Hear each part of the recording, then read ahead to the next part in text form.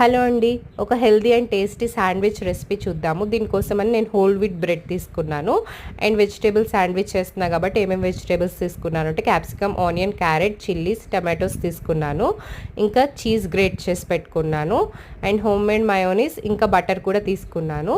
ఇప్పుడు ఎలా చేయాలో చూద్దాము. ఒక బౌల్ తీసుకొని మనం కట్ చేసుకున్న వెజిటేబుల్స్ అన్నీ వేసుకొని దీంట్లో హోమ్ మేడ్ మయోనీస్ వేసుకొని మిక్స్ చేసుకోవాలి. మీకు మయోనీస్ ఇష్టం లేకపోతే కనుక కర్డ్ వేసుకొని ఇందులో ఫ్లేవర్ కోసం పెప్పర్, చిల్లీ ఫ్లేక్స్, ఇంకా ఆరెగానో, సాల్ట్ వేసుకొని మిక్స్ చేసుకోవచ్చు. నేను అవన్నీ మయోనీస్లో వేసాను కాబట్టి ఇప్పుడు వేయట్లేదు.